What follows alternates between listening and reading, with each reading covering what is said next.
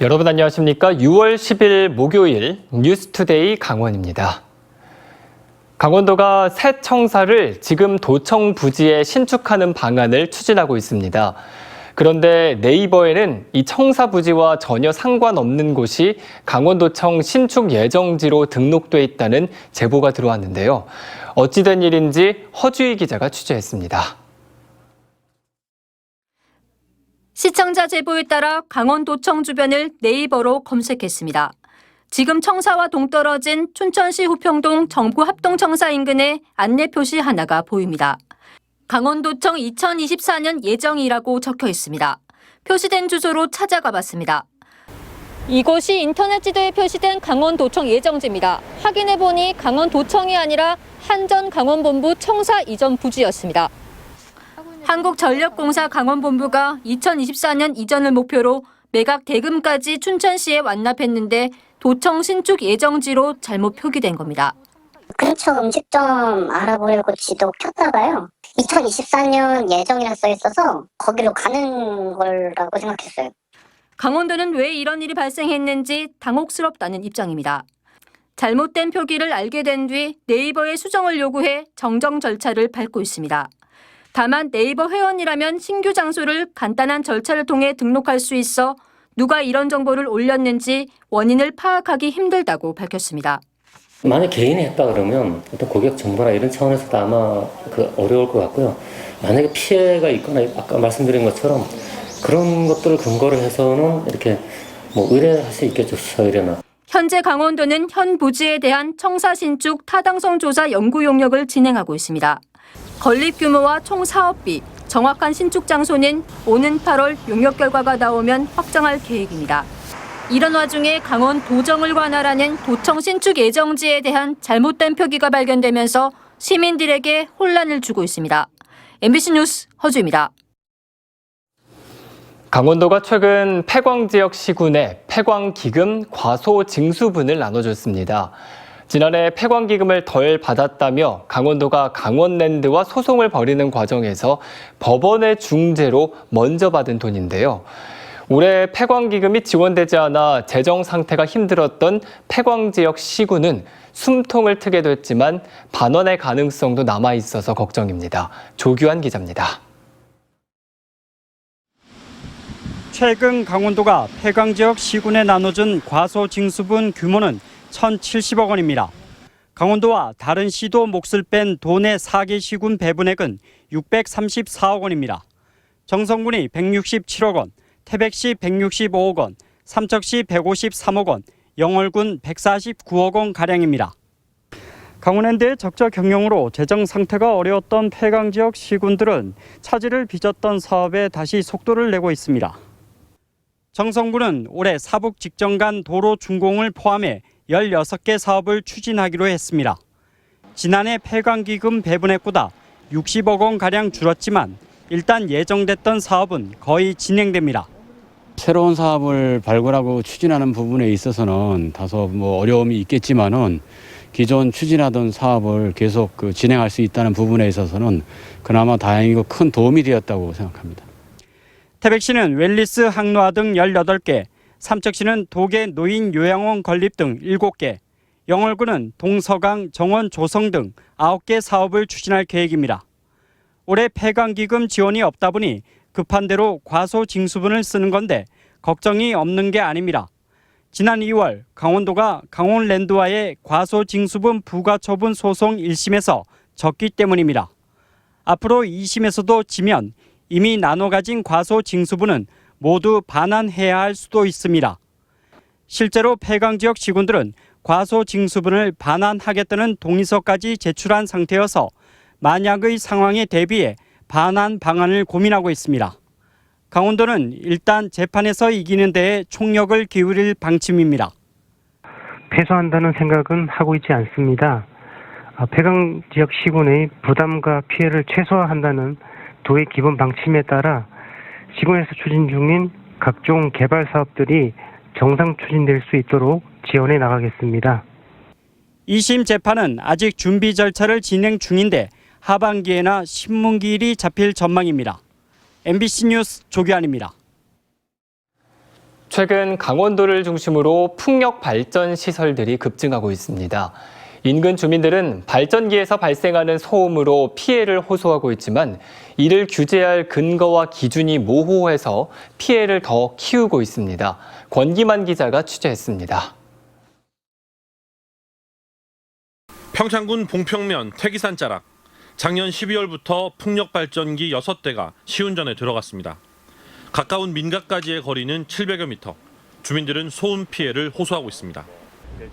지금은 사실 발전기 소음이 크지는 않지만 수풀이 없는 겨울철이나 바람이 많이 불 때는 견딜 수 없는 소음이 들린다는 것이 주민들의 주장입니다. 날개가 하나가 63m입니다. 그것이 그 기둥을 이렇게 스칠 때는 전투기가 낮게 날아가면서 그 폭음이 우리한테 오는 것 같은 그런 그 엄청난 소음이 저희 귀를 때리는데 뭐 골이 흔들리고. 환경영향평가서에는 초속 7m 이상의 바람이 불면 소음은 100데시벨을 넘는다는 내용을 확인할 수 있습니다. 자동차 경적이나 열차가 지나가는 소음 수준입니다. 하지만 아무리 큰 굉음이 나더라도 풍력 발전소의 소음 관리 기준은 통상 평균 소음을 기준으로 적용하기 때문에 주민들은 시도 때도 없이 들려오는 굉음을 그대로 견딜 수밖에 없는 상황입니다. 소음 관리를 하는 환경청도 일시적으로 아무리 큰 소음이 나더라도 규제할 수 있는 근거가 없고 권고가 최선이라는 입장입니다. 주민들은 평균 소음뿐만 아니라 최대 소음을 규제할 수 있는 대책 마련을 요구하고 있습니다. 한 달에 뭐 한 번이라도 그 하이 데시벨 올라갈 적에는 그때는 엄청난 견딜 수 없거든, 엄청나게. 그게 문제라는 거지. 1년 내내 360일 그러면은 차라리 이해할 수 있는데. 전문가들은 굉음 발생 시 부분 가동 등의 방식으로 피해를 줄이고 피해 주민들과의 협의점을 찾는 것이 중요하다고 지적하고 있습니다. 친환경 에너지 정책에 맞게 급속도로 늘고 있는 풍력 발전소. 하지만 허술한 피해 예방 대책에 주민들은 언제 굉음이 들릴지 모른 채 불안한 일상을 보내고 있습니다. MBC 뉴스 권기만입니다. 춘천시가 2030년까지 2만 3천 세대의 아파트 등을 공급하겠다는 주택 공급 정책을 세웠습니다.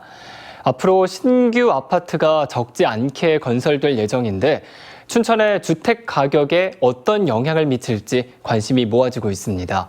백승호 기자의 보도입니다. 춘천시 삼천동 청소년도서관 주변 부지입니다. 이곳에 1220세대 규모의 아파트를 짓겠다는 계획이 올해 춘천시 주택 공급 정책에 새로 반영됐습니다. 장이 279세대 아파트도 포함됐습니다. 계획에 반영됐다고 해서 바로 아파트를 지을 수 있는 것은 아닙니다. 앞으로 인허가 등 관련 절차가 남아 있습니다. 춘천시는 2030년까지 23,759세대 아파트를 추가 공급하겠다고 밝혔습니다. 현재 춘천 지역 전체 주택 수는 13만 8천 세대. 앞으로 10년 동안 춘천 전체 주택의 17%와 맞먹는 아파트를 건설하겠다는 계획입니다.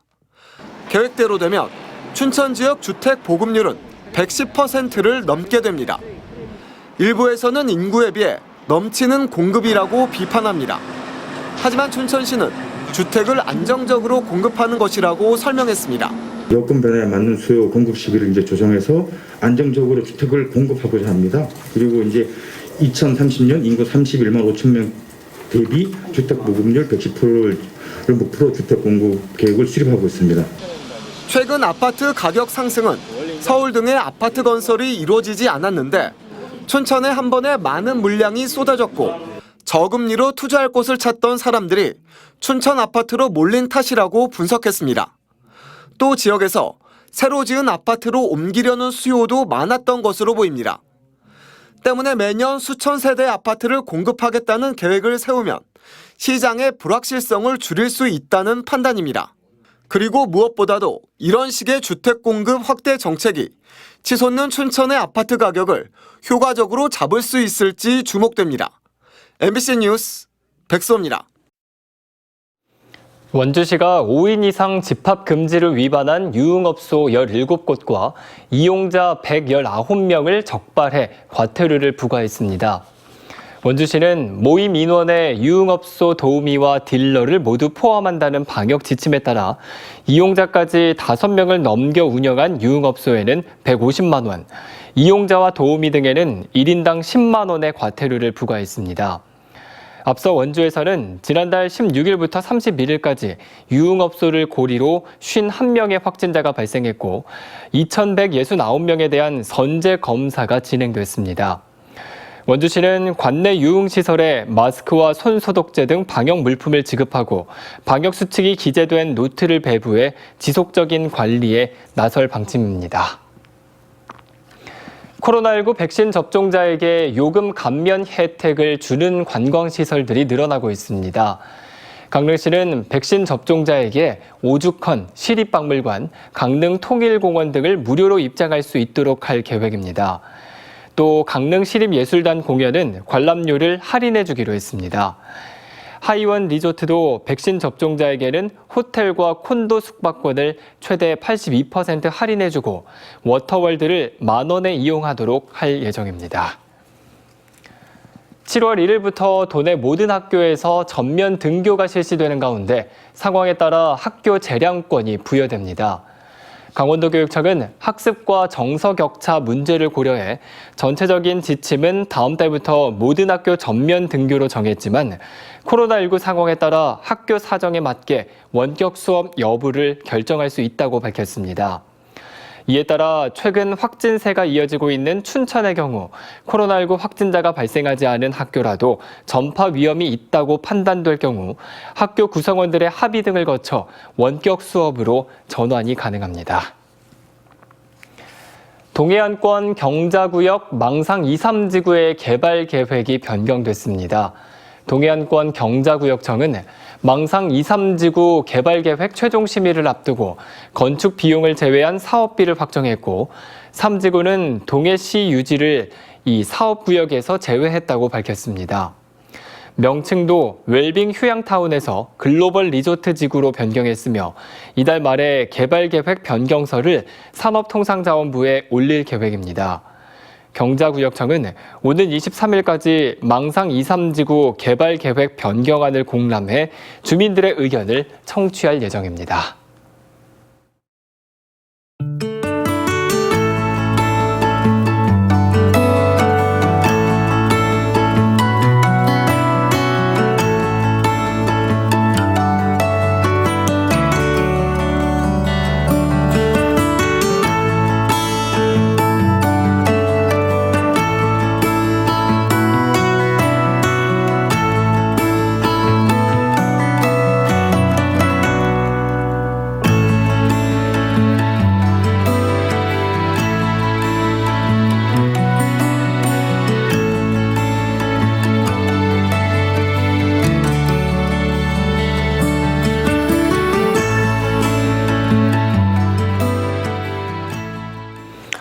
무인 PC방에서 금고를 통째로 훔치는 등 4차례에 걸쳐 절도를 벌인 20대에게 춘천지방법원이 1심에서 징역 1년 4개월의 실형을 선고했습니다.